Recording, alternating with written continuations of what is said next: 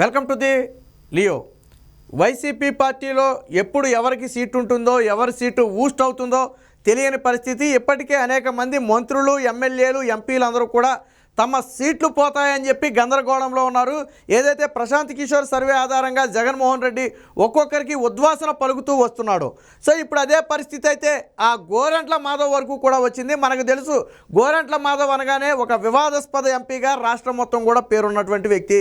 గతంలో ఏదైతే కొన్ని వీడియో కాల్స్ రూపంలో రాష్ట్రంలోనే కాదు జాతీయ స్థాయిలో కూడా పాపులర్ అయిన వ్యక్తిగా మారాడు. వాస్తవానికి ఆంధ్రప్రదేశ్ పరువును జాతీయ స్థాయిలో తీసిన వ్యక్తిగా చెప్పొచ్చు.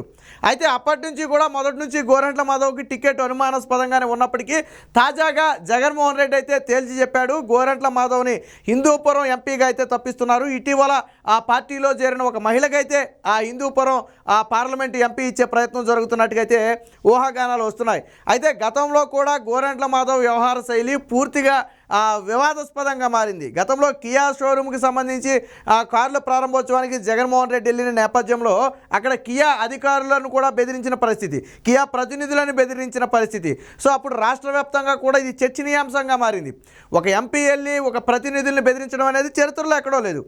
వాస్తవానికి మనం వాళ్ళకి రెడ్ కార్పెట్ వేస్తేనే కానీ పరిశ్రమలనే మన వద్దకు రావు. బట్ అలా వచ్చిన పరిశ్రమలను కూడా గోరంట్ల మాధవ్ బెదిరించాడు. అది కూడా తనకు సంబంధించిన కొన్ని వాటాల గురించి అడిగాడు, అవి ఇవ్వనన్నందుకే బెదిరించాడని చెప్పి అప్పట్లో వార్తలు కూడా హల్చల్ చేశాయి. సో ఏది ఏమైనప్పటికీ గత 4.5 ఏళ్లలో గోరంట్ల మాధవ్ ఎంపీగా పార్లమెంటు పరిధిలో కానివ్వండి లేదా వేరే చోట్ల కానివ్వండి చేసింది ఏమీ లేదు. పైగా పోనీ పార్లమెంట్లో రాష్ట్ర సమస్యల మీద ఏమైనా ప్రశ్నించాడంటే ఈయనకేం భాష రాదు, అటు ఇంగ్లీషు రాదు, ఇటు హిందీ రాదు. అలాగే అక్కడ కూడా కొన్ని చర్యలతో వివాదాస్పదమయ్యాడు. గతంలో టీడీపీ ఎంపీలు మాట్లాడుతున్న సమయంలో వాళ్ళు అడ్డుకునే ప్రయత్నం చేయటం, ఇష్టం వచ్చినట్టుగా మాట్లాడటం, ఇవన్నీ కూడా ఇతర పార్టీ నేతలు కూడా గతంలో ఖండించారు. గతంలో మీరు చూస్తే టీడీపీ ఎంపీలు మాట్లాడుతుంటే వాళ్ళ పోడియం దగ్గరికి వెళ్ళి వాళ్ళ మైకి లాగే ప్రయత్నం చేసి వాళ్ళని అడ్డుకునే ప్రయత్నం చేశాడు. సో అప్పుడు పార్లమెంటు సాక్షిగా కూడా పరువు అనేది తీయడం జరిగింది. సో ఆంధ్రప్రదేశ్ ఎంపీలేంటి ఈ రకంగా కొట్టుకుంటున్నారని చెప్పి అప్పట్లో దేశం మొత్తం కూడా చర్చించుకునే పరిస్థితి. సో ఇలాంటి వివాదాలకు కేర్ ఆఫ్ అడ్రస్గా మారిన గోరంట్ల మాధవ్కి అయితే జగన్మోహన్ రెడ్డి హ్యాండ్ ఇచ్చాడు. అయితే నిన్న మొన్నటి వరకు ఏదో మూల గోరంట్ల మాధవ్కి టికెట్ ఉంటుందని చెప్పి అందరూ భావించారు. వాస్తవానికి గోరంట్ల మాధవ్ అనే వ్యక్తి ఎలా వచ్చాడు అనేది మన అందరికీ తెలిసిన విషయమే. తాను పోలీస్ అధికారిగా ఉండి గతంలో టీడీపీ నేతల మీద జేసీ దివాకర్ రెడ్డి లాంటి వాళ్ళ మీద సవాల్ చేసి మీసాలు మెలేయటంతో అప్పట్లో జగన్మోహన్ రెడ్డి కొద్దిగా హైప్ వచ్చింది. సో దాన్ని జగన్మోహన్ రెడ్డి క్యాష్ చేసుకుని ఆయనకి టికెట్ అయితే ఇవ్వడం జరిగింది. వాస్తవానికి ఏమాత్రం రాజకీయ అనుభవం లేని వ్యక్తి గోరంట్ల మాధవ్. ఏదో సునకాన్ని తీసుకెళ్లి సింహాసనం మీద కూర్చోబెడితే ఏదో చేసింది అన్నట్టు, సరే గోరంట్ల మాధవ్ ఏదో గెలిచాడు కదా అని సరే ఏదో రాష్ట్రానికి ఉపయోగపడే పని చేస్తాడు, పార్లమెంట్లో రాష్ట్ర సమస్యల మీద ప్రశ్నిస్తాడు అనుకుంటే అవన్నీ వదిలేసి వీడియో కాల్స్ రూపంలో ఈరోజు దేశవ్యాప్తంగా పాపులర్ అయిన వ్యక్తి గోరంట్ల మాధవ్. అప్పట్లో సోషల్ మీడియాలో కూడా గోరంట్ల మాధవ్ మీద నడిచిన ట్రోల్స్ అన్నీ ఇన్ని కాదు. సరే ఒక గోరంట్ల మాధవ్నే కాదు, మనం అంబటి రాంబాబు దగ్గర నుంచి మాట్లాడుకుంటే అవంతి శ్రీనివాస్ వరకు అనేక మంది నేతలు ఉన్నారు.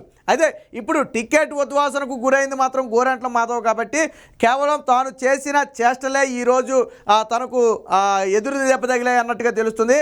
వాస్తవానికి అదృష్టం అనేది ఫ్రంట్ డోర్ తడితే ఈ గోరంట్ల మాధవ్కు దురదృష్టం అనేది అన్ని డోర్లు తట్టింది.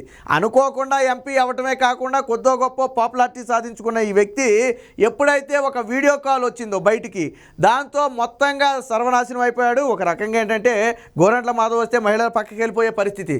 సో అలాంటి పరిస్థితులు గతంలో ఎదురయ్యాయి.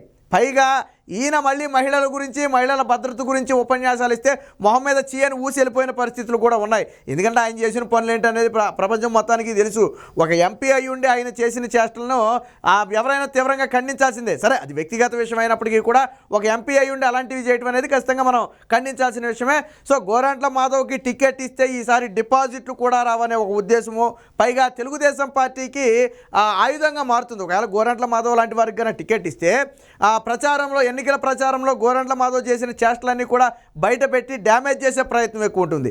ఇప్పటికీ గోరంట్ల మాధవ్ వల్ల ఎవరైతే పార్లమెంటు పరిధిలో ఉన్నారో వారందరూ తీవ్ర అసహనం వ్యక్తం చేస్తున్నారు. పైగా అక్కడ ఎమ్మెల్యేలు కూడా గోరంట్ల మాధవ్కి ఈసారి టికెట్ ఇవ్వద్దని చెప్పి కరాఖండిగా తేల్చి చెప్పినట్టుగా తెలిసింది. ఎందుకంటే ఆయన వల్ల మా నియోజకవర్గాల్లో మాకు కూడా చెడ్డ పేరు వచ్చింది కాబట్టి ఈసారి మాధవ్కి అయితే టికెట్ ఇవ్వద్దని చెప్పి తేల్చి చెప్పారు. సో ఈ నేపథ్యంలో గోరంట్ల మాధవ్కి అయితే ఈసారి దాదాపుగా టికెట్ లేదని తెలుస్తుంది. మనకి నిన్న 24 అసెంబ్లీ నియోజకవర్గాలతో పాటు పార్లమెంటు నియోజకవర్గాలకు సంబంధించి జగన్మోహన్ రెడ్డి మార్పులు చేర్పులు చేశాడు. ఆ లిస్టులో మంత్రి అమర్నాథ్తో పాటు ఇటు గోరంట్ల మాధవ్కి అలాగే మల్లాది విష్ణుతో పాటు గొల్లబాబురావుకి వీరందరికీ కూడా ఉద్వాసన పలికారు. వీరందరిలో కీలకమైన వ్యక్తులుగా మాట్లాడుకుంటే ప్రస్తుత ఐటీ మంత్రిగా ఉన్నటువంటి అమర్నాథ్తో పాటు గోరంట్ల మాధవ్ కీలక వ్యక్తి. కొద్దో గొప్ప పాపులారిటీ ఉన్న పరంగా చూసుకుంటే వీరిరువురు కీలక వ్యక్తులుగా ఉన్నారు. ఒకళ్ళు మంత్రిగా ఉంటే ఒకళ్ళు ఎంపీలుగా ఉన్నారు.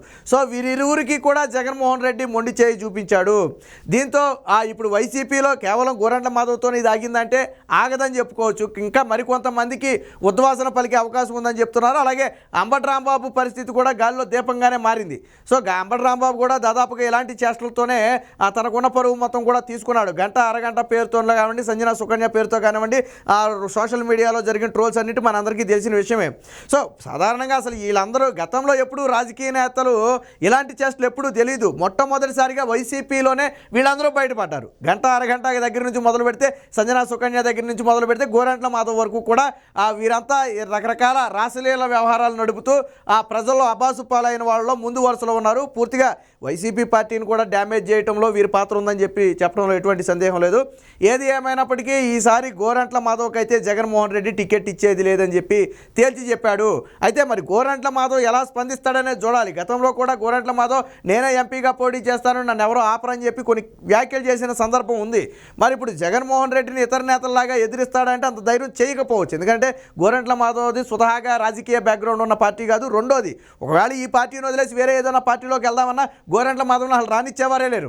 రాష్ట్రంలో గోరంట్ల మాధవ్ వెళ్ళాలంటే ఇక ఏ ప్రజాశాంతి పార్టీలోకి, కేఏ పాలి పార్టీలోకి వెళ్ళాలి తప్ప వేరొక పార్టీలోకి గోరంట్ల మాధవ్ లాంటి వారిని అయితే రానిచ్చే పరిస్థితి లేదు. ఎందుకంటే ఆయన చేసిన చేష్టలు అలాంటివి. పైగా గతంలో చంద్రబాబు గారి మీద కూడా అనేక తీవ్ర విమర్శలు చేశాడు. ఏకవచనంతో సంబోధించడమే కాకుండా కొన్ని కీలకమైన కుటుంబాల మీద కొన్ని వ్యాఖ్యలు చేయడం అనేది అప్పుడు టీడీపీ తీవ్ర స్థాయిలో ఆగ్రహం వ్యక్తం చేసింది. తర్వాత నాలుగు గరుచుకుని నేను ఆ ఉద్దేశంతో అనలేదు, తర్వాత నేను వేరే ఉద్దేశంతో అంతే మీడియా వక్రీకరించిందని చెప్పి ఆయన తప్పించుకునే ప్రయత్నం చేశాడు. చంద్రబాబు నాయుడు అంతం చేస్తామని కూడా అనేక సందర్భాల్లో గోరంట్ల మాధవ్ మాట్లాడటం జరిగింది. సో ఇంత గాంభీర్యం పలికిన గోరంట్ల మాధవ్కి చివరికి టికెట్ కూడా లేకుండా పోయింది. అయితే ఎంపీగా ఏమన్నా పార్టీలోకి పంపుతారని నిన్న మొన్నటి వరకు ఊహాగానాలుగా ఉండే, ఎమ్మెల్యేగా పంపుతారని ఊహాగానాలు ఉండే. దీంతో ఇటు ఎమ్మెల్యేగా కానీ ఇటు ఎంపీగా కానీ రెండింటికి గోరంట్ల మాధవ్కి టికెట్ లేదు. ఆయన స్థానాల్ని వేరొకరితో భర్తీ చేస్తున్నారని చెప్పి నిన్న జగన్మోహన్ రెడ్డి ఏదైతే సెకండ్ లిస్ట్ విడుదల చేశాడో ఆ ఇన్ఛార్జీలకు సంబంధించి ఆ సెకండ్ లిస్ట్తో అయితే తేలిపోయింది. మరి ఇప్పుడు గోరంట్ల మాధవ్ ఏ విధంగా రియాక్ట్ అవుతాడనేది చూడాలి.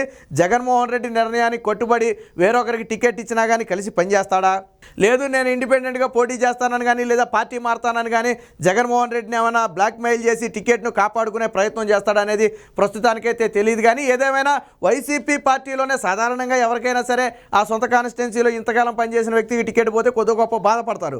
కానీ గోరంట్ల మాధవ్కి టికెట్ పోవటం వల్ల అందరూ ఆనందం వ్యక్తం చేసేవాళ్లే తప్ప ఎక్కడా కూడా బాధపడే పరిస్థితి లేదు. సొంత కార్యకర్తలే, మన అపోజిషన్ గురించి అసలు మాట్లాడట్లేదు, సొంత పార్టీ కార్యకర్తలే గోరంట్ల మాధవ్కి ఎప్పుడైతే టికెట్ లేదు అని తెలిసిందో వెంటనే వాళ్ళే సంబరాలు చేసుకునే పరిస్థితి. ఇదే పరిస్థితి నగరిలో రోజాకి, సత్యనపల్లి అంబటి రాంబాబుకి కూడా సేమ్ ఇదే పరిస్థితి ఎదురైంది. వాళ్ళకి ఎప్పుడైతే టికెట్ ఉండదు అని చెప్పి ఊహాగానాలు వచ్చాయో వాళ్ళందరూ సంబరాలు చేసుకునే పరిస్థితి. అంటే సొంత పార్టీలోనే అంత తీవ్ర వ్యతిరేకత మూటగట్టుకున్న వ్యక్తులు వీరందరూ. మరి ఇప్పుడు గోరంట్ల మాధవ్తో ఈ వ్యవహారం ఆగుతుందా? ప్రధాన కారణం ఆయన వీడియో కాల్స్ కలకలం. మరి అదే పరిస్థితి కనుక వస్తే అటు అంబటి రాంబాబు మీదను అలాగే అవంతి శ్రీనివాస్ మీద కూడా జగన్మోహన్ రెడ్డి వేటు వేయాలి. మరి కేవలం గోరంట్ల మాధవ్ మీద వేటు వేసి వాళ్ళని వదిలేస్తాడా, లేదా గోరంట్ల మాధవ్ బాటలోనే వారి మీద కూడా వేటు వేస్తాడా అనేది మాత్రం ఎదురు చూడాలి.